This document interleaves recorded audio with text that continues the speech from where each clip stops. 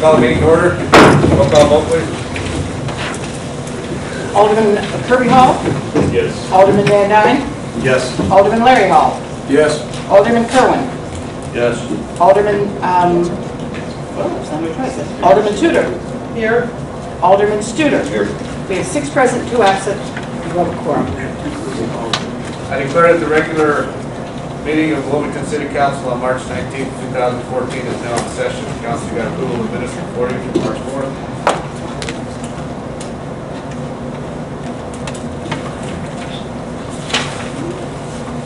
Mayor, I make a motion that the minutes from March 4th be approved and placed on file.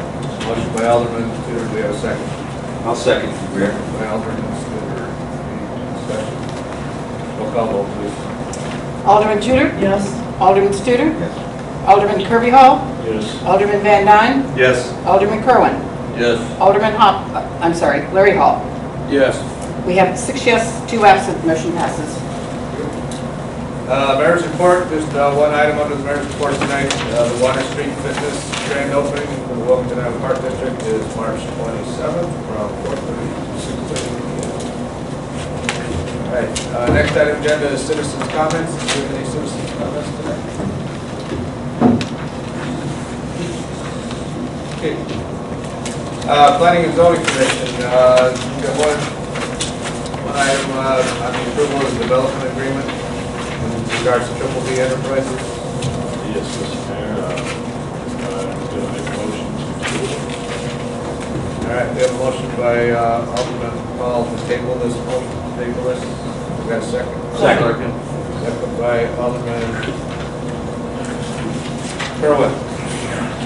All those in favor? Aye. Opposed? Okay. The table till next meeting. Let's see, the next on their agenda is they have a special meeting scheduled for Thursday, March 20th, 2014. That's regarding Project Lego. Yes, plans for Project Lego property and then the rezoning for the commercial 22 acres. Okay. Good. Movement is put. Yes. All right, and then they have a regularly scheduled meeting for Thursday, April 3rd at 6 o'clock as well. Committee reports, Building Grounds, Parks, Health and Safety Committee, Alderman Burns, Alderman Van Dyne. Mr. Mayor, I'd make a motion, or I move to approve resolution number 2014-02, a resolution in support of future ordinance transferring the Kankakee River Dam and other structures to the Illinois Department of Natural Resources. Motion by Alderman Van Dyne, we have a second. Second by Alderman Kirby Hall. Any discussion? Roll call vote. Alderman Van Dyne. Yes. Alderman Kirby Hall. Yes. Alderman Larry Hall. Yes. Alderman Kerwin. Yes. Alderman Studer. Yes. Alderman Tudor. Yes. 6 yes, 2 absent. Motion passes. Mr. Mayor, the next scheduled meeting is Wednesday, April 9th, 2014 at 6 p.m. Water Streets and Alleys Committee, Alderman Studer, Alderman Kerwin. Mr. Mayor, next scheduled meeting is Wednesday, April 9th, 2014, 5:30 p.m. Police and ESTA, Alderman Studer, Alderman Tudor. Mr. Mayor, next scheduled meeting is Tuesday, April 8th, 2014 at 5:30 p.m. Moving right along. Finance Administration Land Acquisition, Alderman Studer, Alderman Tudor. I move to approve the accounts payable report dated March 19th in the amount of $221,572.90. And the February 2014 collector's report in the amount of $290,919.14. Motion by Alderman Tudor, do we have a second?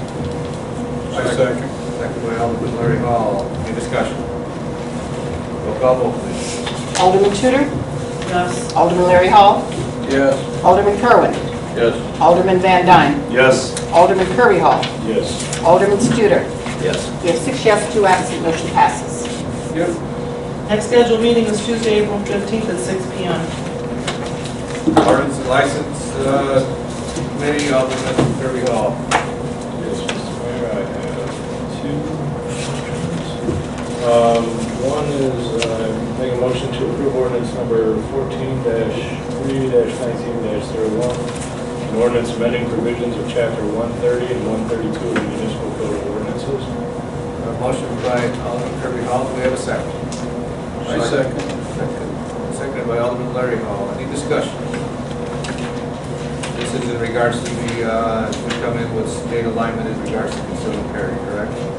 Correct. I know there was other issues raised in regards to the other stuff which is going to be addressed or if it needs to be addressed later tonight. Yeah, the committee had all the recommendation they wanted. All right, thanks. Any further discussion? Roll call vote, please. Alderman Kirby Hall. Yes. Alderman Larry Hall. Yes. Alderman Kerwin. Yes. Alderman Van Dyne. Yes. Alderman Studer. Yes. Alderman Tudor. Yes. 6 yes, 2 absent, motion passes. The other one is, make a motion to approve ordinance number 14-3-19-02, an ordinance to encourage growth for the citizens of and city of Wilmington. Motion by Alderman Larry Kirby Hall. Do we have a second? Second. Second by Alderman Kerwin. Any discussion? What do we got? Explanation, basically what this is in regards to the last ordinance and license meeting is we have discussed is the recommendation was to actually eliminate eliminate out fees in regards to impact fees and water sewer tap-on fees for the first 30 permits for this year. So in essence, what we're trying to do is kind of help spur that residential development. We hope it works. I know there's been a lot of interest, contractors out there in the area that are interested in building. So basically the way this will stand for the first 30 permits, we do have 200 open lots, but this will look at over 30. What it basically does is it allows a builder to build with only having to worry about the building inspection fees, which I think is about $1,250 in regards to building a new home. You know, as we all know, throughout this whole process, the longer that lot sits vacant, the longer money is lost, not only from us, from the city's taxing standpoint, but every taxing body is impacted. So I think it's just a something good to look to start. We did have the other taxing bodies here, and the plan is to continue to move forward with some type of process beyond this 30 with the taxing bodies, and create some committee to kind of look at how those impact fees are and how they relate to other communities and what we can do to continue to spur that growth. So that's where we're at. Was there any influence from any other taxing body as far as being willing to throw something in? Well, in actuality, the whole, at it from all impact fees, you know, the city really has ultimate control on impact fees in regards to any taxing body within the city. The people that were here, we had Maria from the library district. They were full support of doing whatever we can to help spur growth.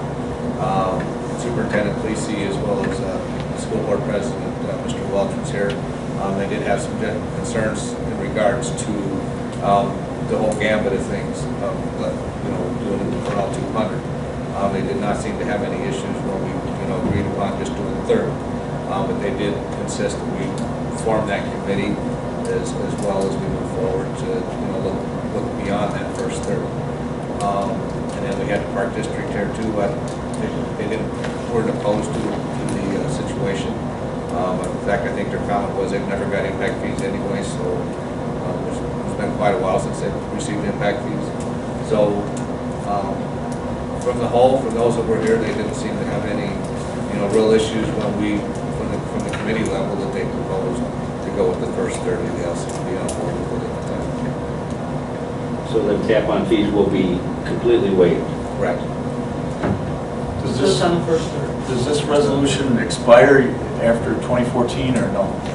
I don't know if there's an actual expiration on this. I thought you said something about just. We just did the first year. Yeah, the permit's only good for 1 year anyway. So, but basically what you're saying is, you know, once the first 30 permits are pulled, they have 1 year to complete the project anyway. That's one. But the 30th permit could be pulled 5 years from now, is that correct? And still be waived? In actuality, if we still had this in the books, yeah. If we had these 30 in 5 years, I hope that's not the case. But I think what could end up happening is the committee's formed, You know, even we're looking for beyond 30, there may be adjustments down the road. I think what we're looking at, there's two aspects of it. One, we're going out there to tell the people in the building, the residential trades building area that Wilmington is looking for that growth. We encourage that growth to come here. And we're offering those type of incentives. A lot of the communities up north where you see a lot of growth happening, they're doing the same very thing. There's a lot of incentive-based packages out there to help spur that residents. This was done early. These lots are only on platted lots. You know, if next week a development company comes in and they want to annex 200 acres into the city of Wilmington off Peatone Road to build, 300 homes, that's different. That doesn't apply to the whole process. Because basically, like when you look at these platted lots, they already have water, they already have sewer running on them, they've already been bought paid for. So to get the house built, to get that tapped on there, helps everybody in the community because now you got that extra person helping contribute to whatever bills we have, because there's a portion of your water sewer bill to pay that debt. Just trying to spur the residential growth. Hopefully it shows some interest in commercial and industrial. Especially when, for school districts, when it's originally platted, even before there's a building they're taken out, there's a big pack fee that's already taken out for a school. It's not the entire amount. So, this is the remaining portion. It's not the portion that's already paid.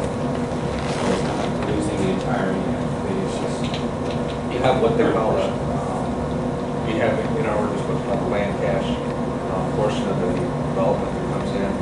So basically the way the ordinance is structured in our book is when the thing comes in, they usually have to give property to the school, property to the park district. Well, the school ain't gonna need property. They don't need property, they got to own, so they receive cash in lieu of it. So there is ordinance in the book based on what the cost of a developed acre is. If based on the formula, the school should get an acre of property in this development. And here's what the developed acre cost, that's what they should get. That's usually what a developer pays right up front for their trade on UD and all that other stuff. So, yeah, there's a long list of stuff.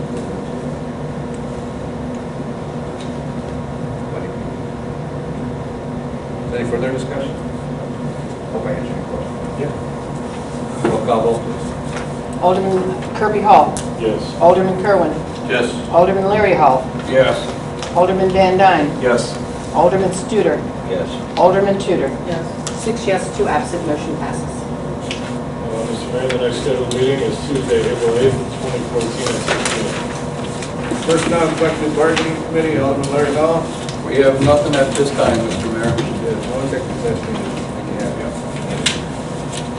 City Administrator's report, Mr. Graff. I did provide a copy of a memo for everyone in regards to Superintendent Bob Land. It's been helpful with our transition in the sanitary serve land. The service is no longer needed. Darren has taken over and been able to do all the paperwork. A full month, he's submitted all the reports to the IEPA. He's doing payroll and all the ordering and supplies and everything like that. So Bob's last day was Saturday, and congratulate him for helping us with the transition. It went well because I think the next step is, we told Darren, is that by the new budget year, we'll be looking at moving into that position after he was here for 6 months. So this 6-month period will be up in May sometime. So we'll talk about a committee down the road. That's it. Yeah, that's it. Attorney's report, Mr. Urban. Thank you. Since our last meeting, I've been involved with preparing an attorney's opinion. 2 weeks ago, in a day, you approved the loan agreement with the IEPA for this water supply program along Route 53. There's a lot, that's just one of the documents that need to be prepared. There's many other documents that need to be prepared.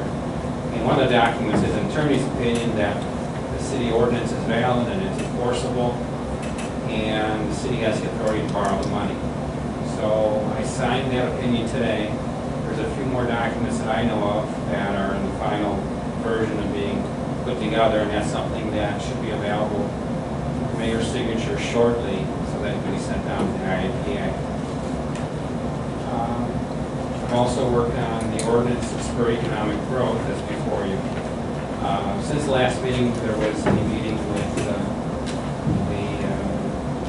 PZC that I attended. And I prepared the PZC findings and recommendations so they would be available to the city council because that's the procedure that exists in the state statute and the city ordinances as to the procedure is supposed to be followed. So,